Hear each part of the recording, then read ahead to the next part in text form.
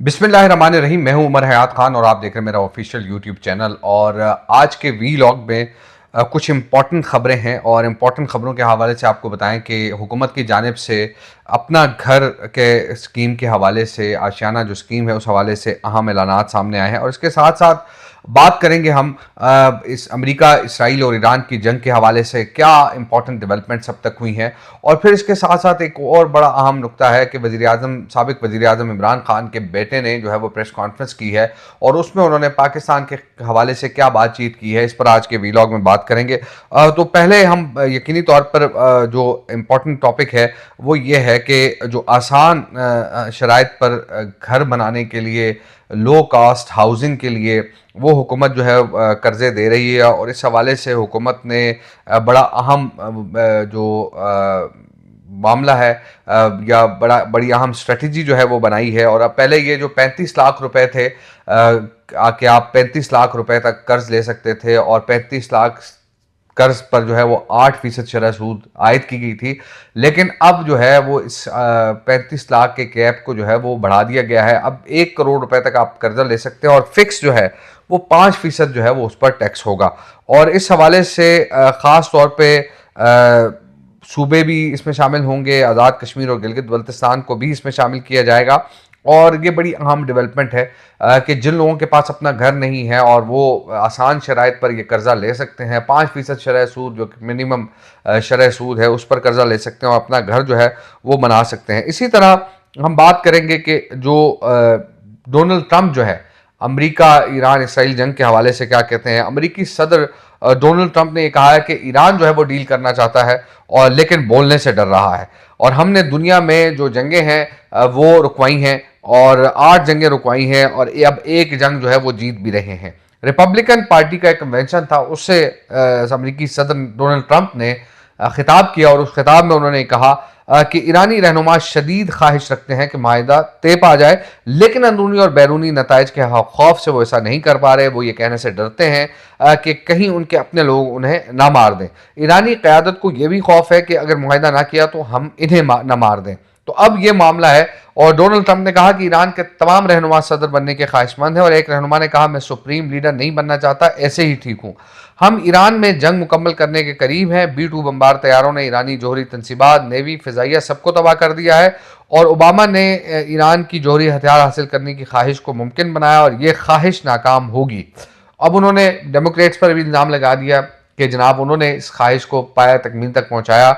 और अमरीकी सदर ने यह कहा कि फेक न्यूज़ को देखें तो लगता है जैसे हम जंग हार रहे हैं। मेरे खिलाफ 94% जाली खबरें चलाई गई, फिर भी इलेक्शन जीत गया। लेकिन अब मैं आपको एक मजे की बात बताऊं कि इस वक्त जो अमेरिका के अंदर महंगाई है उसने अमेरिकियों के लिए जो है वो मामलात मजीद बिगाड़ कर रख दिए हैं।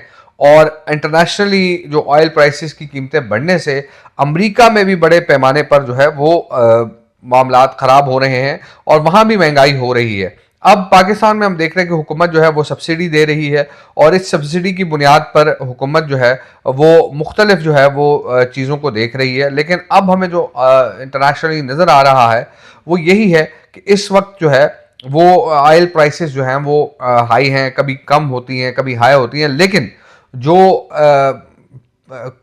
एक क्रूड ऑयल है और एक जो है वो फिनिश्ड गुड है, यानी तैयार जो रिफाइन ऑयल है यानी पेट्रोल और डीजल है, तो उनके रेट्स जो हैं वो हमें काफ़ी बढ़े हुए नज़र आ रहे हैं।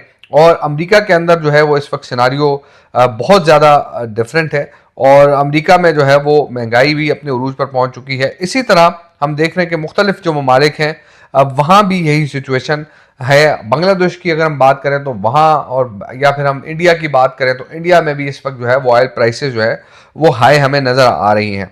और दूसरा, हम ईरान, इसराइल और अमेरिकी जंग के हवाले से बात कर रहे हैं और जो राइटर्स है उसके मुताबिक उसकी स्टोरी है कि पाकिस्तान की सिफारती कोशिशों के नतीजे में ईरान के 2 अहम ओहदेदारों को टारगेट लिस्ट से निकाल दिया गया है और जिसे मुमकिन मुज़ाकरात के लिए अहम पेशरफ्त करार दिया जा रहा है।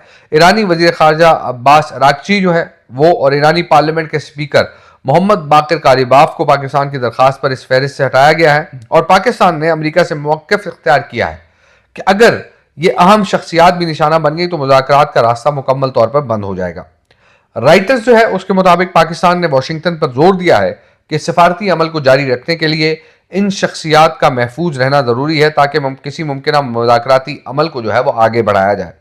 और अमरीका ने इसराइल को भी पीछे हटने का मशवरा दिया है ताकि कशीदगी में कमी लाई जा सके और बातचीत के इम्कान को बरकरार रखा जा सके। अब ईरान क्या कह रहा है? ईरान ये कह रहा है कि अब अगर जो बातचीत होगी तो वो हमारी शराइत पर होगी। तो क्या ईरानी शराइत जो है वो काबिल अमल हैं? लेकिन यहाँ ये सिचुएशन बड़ी अहम है कि ईरान जो है वो अपने मौके पर डट चुका है। अब डोनाल्ड ट्रंप ने जो रिपब्लिकन के कन्वेंशन से खिताब किया है, उस खिताब में वो ये कह रहे हैं कि मेरे हवाले से जाली खबरें फैलाई जाती हैं। लेकिन डोनाल्ड ट्रंप जो है वो वाहिद अमरीकी सदर हैं कि जिनको ये नहीं पता होता कि सुबह उन्होंने क्या बात की और रात को उन्होंने क्या बात की है। अब ईरान ने जो दो टोक मौक़िफ़ अपनाया है और वाशिगाफ अल्फाज में उन्होंने बता दिया है कि जंग बंदी का फैसला सिर्फ ईरान की शराइत पर होगा। ईरान जंग के दोबारा आगाज को रोकने के ठोस और जमानत शुदा इक़दामात का मुतालबा करता है। कल भी हमने आपसे बात की थी कि उन्होंने यकीन दहानी तलब की है कि दोबारा जंग नहीं होगी। और अब जो है उन्होंने मजीद जो इसमें चीज़ें सामने आई हैं वो ये हैं कि ईरानी हुकाम जो है वो अमरीकी तजावीज़ का जायज़ा दिया ईरानी हुकाम ने और इसको गैर मुनासिब पाया। ईरान सदर ट्रंप को इजाज़त नहीं दे सकता कि वो जंग के खात्मे का वक्त मुतय्यन करें। ईरान ने इलाकाई साजिश के जरिए पैगाम दिया है कि वो अपना दिफा जारी रखेगा। और एक बयान में ईरानी जो वजीर खारजा हैं अब्बास अरागची, उन्होंने ये कहा है कि अमरीका मुख्तलिफ साजिशों के जरिए जो पैगाम भेज रहा है, ताहम इसे मुज़ाकरात करार नहीं दिया जा सकता। ईरान जंग का ख्वाह नहीं है और तनाज़े के मुस्तकिल खात्मे का ख्वाहिशमंद है, जबकि तेहरान जंग से होने वाली तबाही के अजाले के लिए मुआवजे का भी मुतालबा कर रहा है। उन्होंने कहा कि अमरीका अपने फौजी अड्डे रखने के बावजूद खित्ते के ममालिक को तहफ़्फ़ुज़ फराहम करने में नाकाम रहा है। अमरीका की मौजूदगी के बावजूद खित्ते में जो सिक्योरिटी की सूरत हाल है वो बेहतर नहीं हो सकी। ईरान ने यह मुतालबा भी किया है कि मशरिक़ वस्ता में जंगबंदी से मुतालिक किसी भी डील में लबनान को जो है वो शामिल किया जाए। और ईरान ने अपने मुतालबे से राब्ताकारों को आगाह किया, जिसका कम अज़ कम 6 इलाकाई ज़राए ने दावा भी किया है। तेहरान ये चाहता है कि अमरीका के साथ डील में हिजबुल्लाह पर इसराइल के हमलों का खात्मा शामिल हो और ईरान ने हिजबुल्लाह को वसी तर डील में शमूलियत की यकीन दहानी करवाई है। ईरानी ओहदेदार के मुताबिक जो है वो तेहरान अमरीकी तजावीज़ का जायज़ा ले रहा है। अब जो शराइत हैं जिस पर हमने कल भी बात की थी और ईरानी शराइत में जाहिर है कि डोनाल्ड ट्रंप के लिए अगर ये शराइत कोई इतनी बड़ी शराइत नहीं है, लेकिन खित्ते के अंदर अगर देखा जाए तो इस वक्त जो खित्ते की सूरत हाल है उसकी वजह से मामलात हमें बिगड़ते हुए नज़र आ रहे हैं। और ख़ास तौर पे जो पेट्रोलियम प्राइसेस हैं वो बड़ी हाई जा रही हैं। तो ये वो सिनारियो है कि जिसके बाद शायद हमें ये सोचना और देखना चाहिए कि इस वक्त पाकिस्तान कहाँ खड़ा है। पाकिस्तान की हुकूमत ने फिर भी आवाम की मुश्किलात को मद्देनज़र रखते हुए बड़े पैमाने पर एक कोशिश की है कि जो सब्सिडी है वो दी जाए। अब कल जो है वो इजलास हुआ वजारत ख़जाना में और उस इजलास में बाकायदा तौर पर जो हुकूमत ने जो बर्दाश्त किया है पेट्रोलियम मसवाद में की कीमतों में इजाफे का बोझ, तो उसमें अब जो है वो ज़रूरी है कि उन चीज़ों को भी सामने लाया जाए कि हुकूमत ने जो है इसके लिए ओगरा को यानी ऑयल मार्केटिंग कंपनीज को अदायगियाँ करने के लिए पैसे भी फराहम कर दिए हैं। कल वजारत ख़जाना में एक इजलास हुआ और इस इजलास में बाकायदा तौर पर ये चीज़ें सामने आई कि जनाब ये अदायगी जो है वो कर दी गई है ताकि ओगरा जो है वो ऑयल मार्केटिंग कंपनीज को अदायगियाँ करे और मामलात जो हैं वो दुरुस्त समत की जानिब गामजन हो। दूसरी जानिब क्योंकि ये 27 अरब का अमाउंट है और जो प्राइस डिफरेंशियल क्लेम्स की मद में ये फंड फराहम किए गए हैं और इस हवाले से ये जो पैसे हैं 27 अरब रुपए, ये जो हुकूमत ने कफ़ायत शारी की है उससे उसकी बचत है और उसमें से ये अदायगी जो है वो की गई है। अब हम देखें कि बैरूनी कर्जे हैं पाकिस्तान में, उनमें 18% का इजाफा सामने आया है और अब ये योमिया 7.8 अरब रुपए का जो बोझ है वो सामने आ रहा है।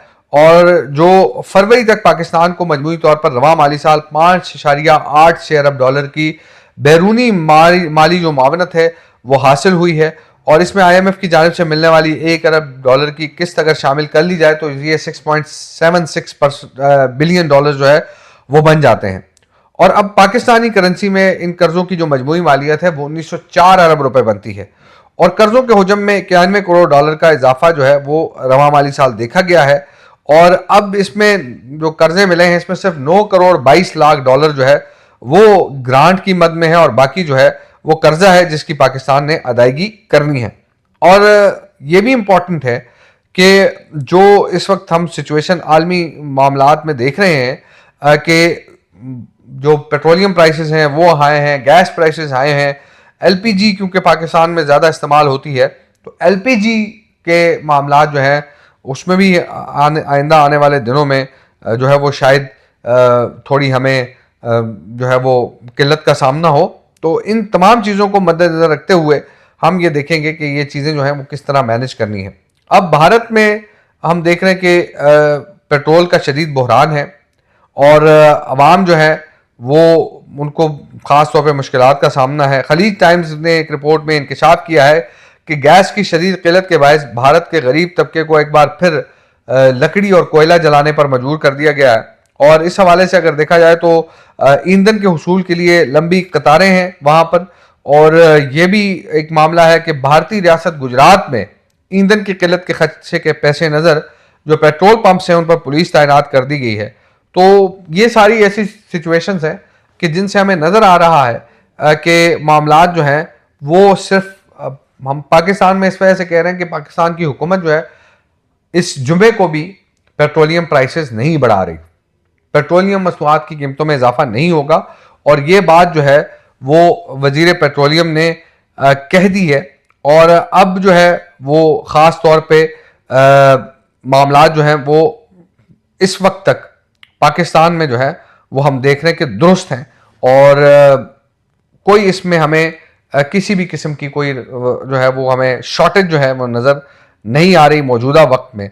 और दूसरी तरफ अगर देखा जाए तो अभी कुछ देर पहले वज़ीर इत्तलात ने जो प्रेस कॉन्फ्रेंस की है, और वज़ीर इत्तलात ने ये कहा है कि मशरिक़ वसता की सूरत हाल पर पाकिस्तान का कलीदी किरदार सामने आ रहा है, और पाकिस्तान की सफारती कोशिशों को पूरी दुनिया तस्लीम कर रही है।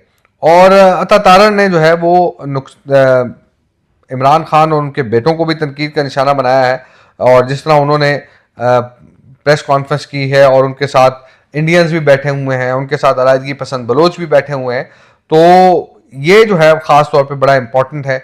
और क्योंकि जो अता तारन है उन्होंने ये इल्ज़ाम भी आयद किया है कि 2024 में पीटीआई ने पाकिस्तान का जीएसपी प्लस स्टेटस वापस लेने की कॉल दी, और जिससे एक्सपोर्टर्स को नुकसान पहुंचाने की कोशिश की गई। और पाकिस्तान की माशी सूरत हाल की पूरी दुनिया तारीफ कर रही है, बरामदाद में इजाफा हो रहा है, अगर पाकिस्तान डिफॉल्ट कर जाता तो सब नुकसान होता। तो इसमें तो कोई दो राय नहीं है कि 2022 में 2023 में हम ये सुनते रहे कि पाकिस्तान जो है वो डिफॉल्ट कर जाएगा, डिफॉल्ट के करीब है, बाज़ लोगों ने यह भी कह दिया कि पाकिस्तान डिफॉल्ट कर चुका है।